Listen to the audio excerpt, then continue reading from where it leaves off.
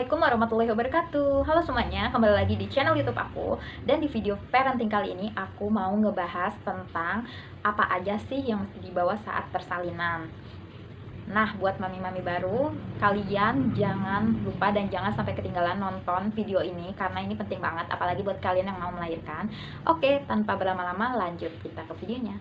Oke, jadi di sini aku akan share beberapa pengalaman yang aku pernah mengalaminya. Jadi di sini aku akan kasih tahu ke kalian apa aja yang perlu kita bawa saat melahirkan. Jadi apa aja nih yang dibawa ke rumah sakit atau ke puskesmas atau ke rumah bersalin.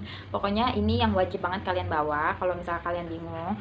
Dan ini pastinya sangat simple dan hanya yang dibutuhkan aja yang aku kasih tahu di sini. So ya, tanpa berlama-lama, yang pertama yaitu adalah jangan lupa bawa pakaian bayi. Nah, pakaian bayi ini terdiri dari apa aja? Yang pertama yaitu adalah kalian jangan lupa bawa daleman bayi itu kayak misalnya kaos kutang gitu loh, kayak kaos kutung gitu. Nah, terus juga kalian nggak perlu repot-repot bawa yang namanya gurita. Karena di rumah sakit atau zaman sekarang ini dokter tidak menyarankan bayi-bayi itu menggunakan gurita karena alasannya adalah nanti akan mengganggu sistem pernafasan si bayi ini gitu, sehingga gurita sangat tidak diperbolehkan pada anak-anak zaman sekarang. Jadi buat mami-mami baru yang ngerasa udah terlanjur beli, mohon jangan dipakai gitu, karena untuk zaman sekarang dan zaman dulu itu udah sangat beda. Apalagi kan kalian tahu kan zaman sekarang itu udah lebih canggih, jadi pasti dokter sudah tahu yang terbaik untuk bayi kalian. Oke, untuk baju yang kedua yaitu adalah kalian jangan lupa bawakan baju hangat seperti kayak jumpsuit panjang. Itu juga kalian bawanya cuma kayak dua aja, nggak terlalu banyak. Apalagi kalau yang persalinannya normal, yang cuman sehari dua hari udah boleh pulang gitu. Beda dengan yang persalinan sesar, biasanya mereka lebih lama di rumah sakit karena membutuhkan perawatan yang lebih intens gitu, sehingga prosesnya menjadi lebih lama. Nah, di sini kalau buat yang kalian lahiran normal, kalian bisa bawa jumpsuitnya itu kayak jumpsuit panjang itu cuma dua aja. Jadi kayak untuk di malam harinya, dan kalian juga bisa pakai jumpsuitnya itu yang satu lagi itu untuk pulangnya gitu. Jadi kedua jumpsuit ini sih menurut aku ya kalau untuk persalinan normal cukup dibawa segitu aja juga udah cukup gitu. Untuk yang persalinan sesar kalian bisa bawa 3 atau 4 karena kan nginepnya agak lama. Nah, kalian juga sebenarnya sih di sini nggak perlu bawa baju yang banyak-banyak karena kan zaman sekarang itu baby dari baru lahir udah dipakein pampers biasanya gitu. Dan di pihak rumah sakit pun juga tidak mempermasalahkan kalau bayi yang baru lahir itu dipakaikan pampers gitu. Jadi ya nggak terlalu membutuhkan baju yang banyak karena takut diompolin atau apa sama si baby. Terus kalian juga boleh bawa kayak baju panjang atau celana panjangnya itu paling kayak hanya satu setel atau dua setel aja, pokoknya nggak banyak-banyak. Terus juga kalian bawa cadangan baju kayak yang celana pendek atau lengan pendek kayak gitu, itu juga cukup satu setel aja. Nah, kalau baju sih sekiranya aku rasa itu sama popok, kayak popok bahan gitu loh guys. Nah, itu kalian bisa bawa 6 buah aja gitu, kayak jaga-jaga aja sih. Padahal kan si bayi itu juga pakai pampers, tapi jaga-jaga aja kalau misalnya kalian mau bayi kalian itu jangan dipakai pampers dulu, kalian bawa aja sekitar 6 piece. Kemudian setelah pakaiannya dirasa udah, kalian langsung kalian jangan lupa persiapkan topi. Nah, si topi bayi ini benar-benar penting banget pada saat bayi baru lahir. Karena kenapa? Kan malam-malam kan apalagi di suhu ruangan rumah sakit itu kan ber-AC. Nah, si kepala bayi ini yang masih rentan harus benar-benar ditutup biar dia nggak kedinginan. Jadi kalian bisa bawa 2 topi atau 3 topi gitu kan, menghindari basah atau apa. Dan juga ini buat pulangnya juga gitu. Jadi biar nggak keangin-anginan di mobil atau kalau kalian naik motor. Nah, ini bisa banget kalian pakaikan topi gitu. Jadi kalian bisa bawa 1 atau 2, atau kalau misalnya kalian mau 3 juga nggak apa-apa karena kan dia kan gampang dan simpel banget dibawanya tuh, nggak terlalu gede gitu, jadi sah-sah aja. Oke, pokoknya jangan lupa topi itu juga penting ya guys. Nah, setelah kalian rasa pakaian udah, lanjut kita ke popok. Nah, popok atau bisa dibilang bedong bayi. Nah, si popok ini atau bedong bayi ini sangat sangat sangat penting untuk dibawa, dan ini kalian bisa bawa agak lebih banyak kan, karena waktu itu sepengalaman aku tuh cuman bawa popok atau bedong itu 3, karena aku pikir nggak terlalu penting banget kan.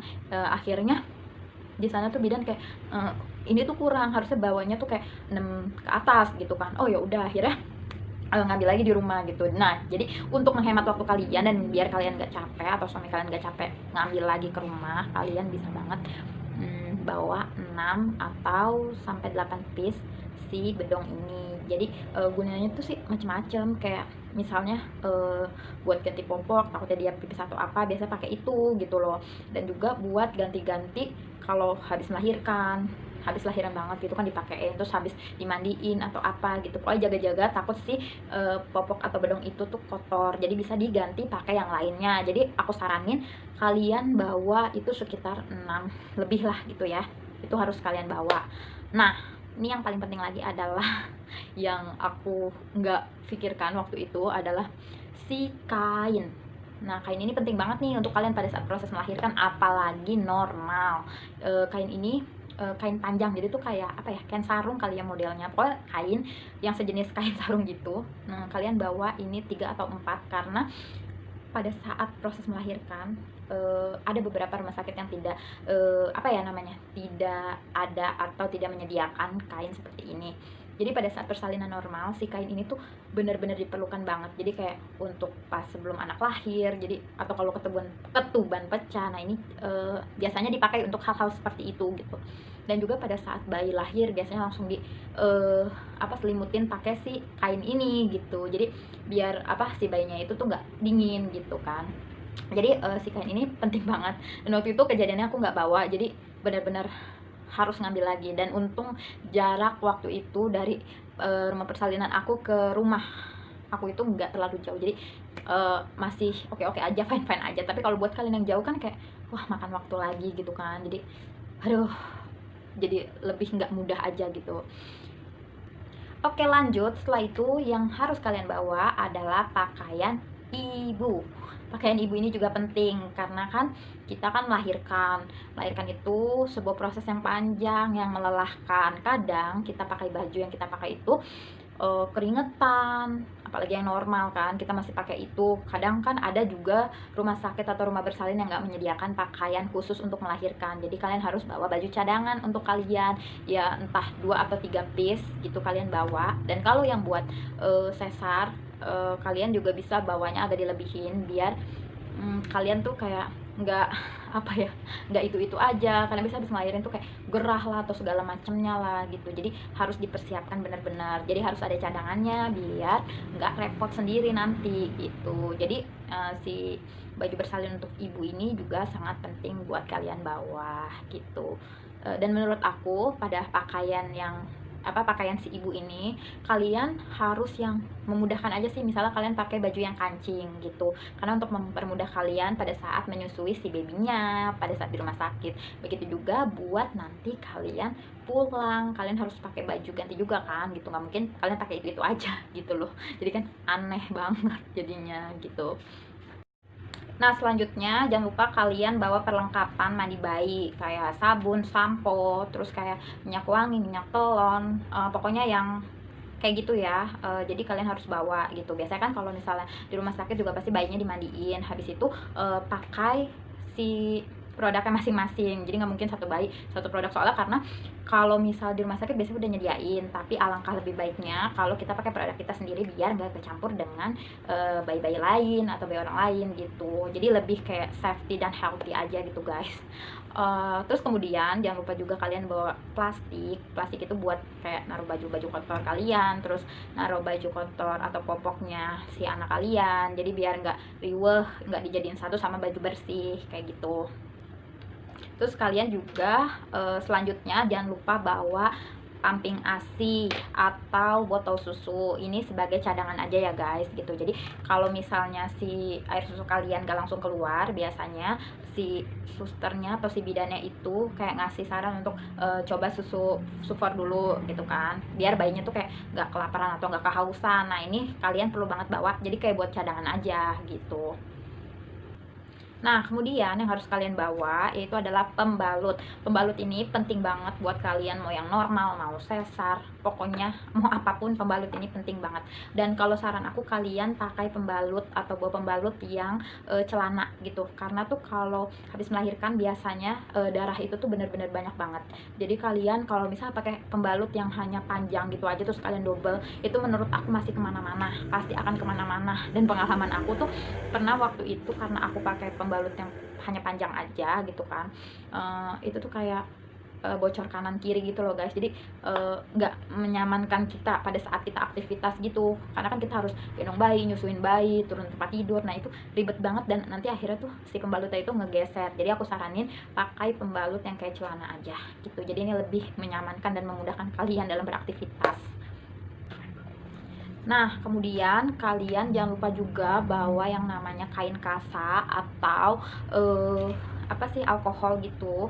Ini gunanya sih buat kayak jaga-jaga aja. Mana tahu kan nggak dikasih dari rumah sakit atau kita suruh beli sendiri. Tapi paling nggak kalau misalnya si obat-obatan itu udah ada di tas kita, jadi tinggal ambil aja buat memudahkan kita. Karena kan kita habis melahirkan, jadi semuanya ingin serba mudah. Karena nggak mungkin kan apa mau yang repot-repot gitu loh. Kemudian eh, si kasa ini gunanya untuk apa, misal kayak untuk si bayinya kayak tali pusar bayi atau apa gitu kan, biasanya ada juga yang nggak menyediakan di fasilitas melahirkan, itu ada yang nggak menyediakan. Jadi alangkah lebih baiknya kalau kita bawa sendiri gitu.